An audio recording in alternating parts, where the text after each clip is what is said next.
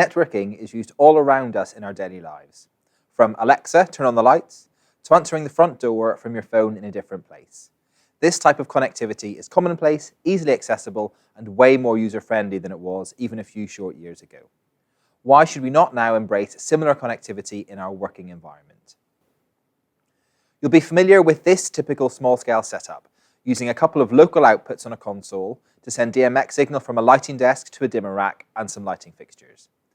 This setup can be expanded with some DMX splitters, but remains relatively straightforward. We've now got this typical larger scale setup. We have a master and a backup lighting console, as well as a client console for the LD. We are not using any local DMX outputs from a lighting console. Instead, we are creating a lighting network where we have gateways in several locations to provide us with the DMX outputs conveniently where we need them. The dimmer racks, LED fixtures, and moving lights are all on this network too, and this offers several advantages. Gone are the days of sending out a DMX signal and the only means of telling if there is a problem is by looking to see if the light comes on or if it's in the correct position. In a networked environment, you can get real-time feedback from devices and fixtures in your rig. We also have a wireless access point, enabling us to use remote apps for control during the focus session, and this setup allows expansion using show control protocols to interface with other departments. In the first system, all of the control cabling was 5-pin XLR to send DMX signal. We are now using Ethernet cable and other protocols on the network side, and 5-pin XLR cable and DMX protocol is now only at the final stage from the gateway to the fixtures themselves. We're going to explore today the advantages of using a networked setup.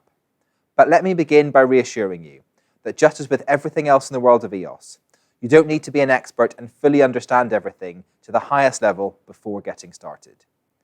Similar to how we all found our feet with new bits of EOS software like Magic Sheets and Augmented, finding our way and integrating them into our workflows little by little, and then as our knowledge and experience using them grew, we started using them to their full potential. Well, it's a familiar story with networking. You don't have to jump straight in with a full-blown networked setup. Just make a start by adding a DMX gateway to give you access to another DMX universe, or by giving the LD their own Nomad setup at the production desk. You can integrate bits of networking into your setup little by little and allow it to grow as your understanding and confidence in managing the network increases. On that point of simply adding another node or DMX gateway, you may be working in a venue with 2 universes hardwired into the back of your console, which until now has left you with plenty of spare output capacity. But these days, there are fixtures that take up loads of DMX addresses. There is now a fixture in the market with a ludicrous mode, and yes, that's what the manufacturer calls it, which takes up 512 addresses, a full universe for just one fixture. And with things like pixel tape getting cheaper and cheaper, it won't be too long before you're needing to be able to output onto more and more universes. Even lower budget shows are now eating through output addresses. So by adding a DMX gateway into our system, we can use networking to expand the number of universes that we can output to. Remember, you may also need to upgrade your console to allow a higher number of address outputs. Now, you'll be familiar with these buttons, and let's spend a minute talking about a multi-console setup. Multi-console simply means having more than one EOS console on the network. If you have a straightforward setup using the DMX ports on the back of your console, you'll always be starting your console to be the primary console, which assumes the role of the master and processes and transmits the data to the lighting rig. Bigger shows and venues will have a tracking backup console on the network. This console will take over if the primary console fails or loses connection, and will assign itself as the backup master in this scenario. Luckily, this isn't common, and touch wood, I have never had a primary console go down during a show. But in order for a seamless switchover, we need a small networking setup here. The consoles need to talk not only to one another, but also to the gateway to avoid us having to physically switch DMX cables. There can only be one console assigned as the primary and one as the backup. However, you can have multiple devices on the network as a client. Within EOS, different user numbers have different command lines. So you could have someone patching in something on stage while the programmer is getting set up at the production desk. A Nomad client allows the LD or their assistant to have their own channel and queue list views, each with their own unique user number, and some of the biggest shows in the West End are even using Nomad pucks at the follow spot positions to allow follow spot operators their own queue list views that stay in track during the show. Networking has allowed us to move on from the days of taping some blue gel to a broken music stand at the back of the auditorium so the follow spot operator can follow their cue sheet. As I've said before, there's no need to be intimidated by a networking setup, and there's no need to think the only option is to manage a big, complicated setup. Simply by adding an additional node to control some pixel tape, or a Nomad at the production desk are some first easy steps to take into networking. But when you do need to manage devices on a network, ETC's Concert software is the ideal tool to manage these devices. You get a nice network map of all of the devices and the options to configure them. For example, defining the universe outputs on a DMX gateway. It's all there. And if you can't see your device or you're setting up a new device from scratch, there's even a Find Unreachable Devices wizard for those moments when you have a device outside of your subnet. Show control is all about integration between departments. Think about the satisfying tying together of a sound beat with a lighting snap. And MIDI is the first interaction most people have with show control. This is where a network device comes in, a show control gateway that means both your primary and backup consoles will listen for the show control messages. The response show control gateways are available for MIDI show control, but also timecode, serial, and analog I/O protocols. But taking show control onto the network itself really opens up a world of possibilities with OSC, Open Sound Control Protocol. MIDI show control is a standard from the early 90s, but is limited to only certain commands, whereas OSC dictionaries are published by manufacturers of these devices, and this can open up every command in a system to be triggered by OSC. So whereas MIDI would simply send a go command for a cue, we're now in a world where the show caller can be calling cues in response to actor timing, and we can have show control triggers keeping the lighting in sync with the beat of the music on separate cue lists.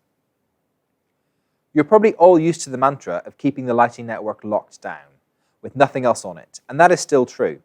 However, I bet you've noticed that the newer control devices all have two separate network ports.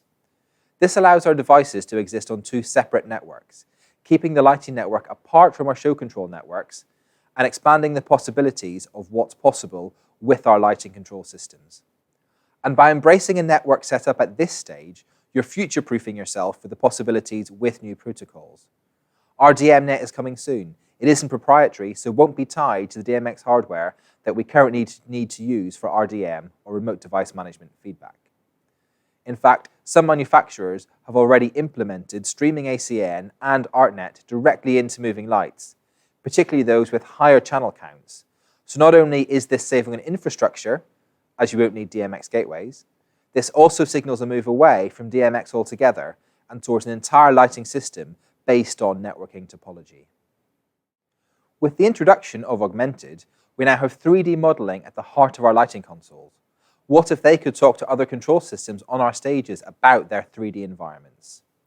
As we further the integration that's possible between automation and lighting, keeping objects tracked in a 3D space, networking will be the basis for these conversations to be possible in the first place. Now, it's not just show control that has opened up with networking. Building management systems, like Paradigm, become accessible to us on lighting consoles. So there's no more sending someone to the control room for the start of a tech session to turn the work lights off. It's possible to set up macros from your console to send a command to Paradigm to put the venue into show mode or back to day mode and turn the work lights back on at the end of the day. Thinking back to the basic system setup we looked at first, the lighting console is only concerned about sending out information, in that case DMX, to the lighting rig. However, with networking, the world of real-time feedback has been opened up to us.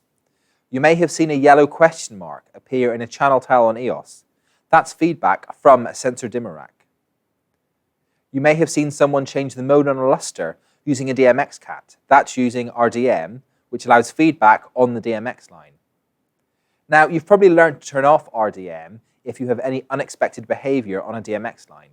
When it doesn't disrupt the DMX signal of other devices, RDM feedback can let us know if a device has an error message. This is where ETC's conductor hardware comes into its own. It can even text or email you when a breaker has tripped on your sensor rack or it detects a system error. Conductor also facilitates some networking tools that just make life easier. It can act as a central file server, so there's no more running up to the control room with a USB drive to load that new pixel map content onto the primary console. And because its second network port can live on a network that can see the internet, you can access this file server and have access to your backups wherever you are. Conductor can also act as a time server.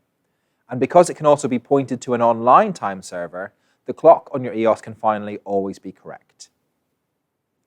It's inevitable, as lighting technology improves, that your rigs are going to grow and become more and more complex and channel hungry.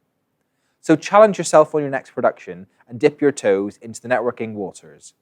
Add in a gateway, client and a Nomad for your spot operator. Take some small steps into the world of networking now, and not only will you soon discover the advantages, but you'll be setting yourself up for the future possibilities with the integration of lighting control.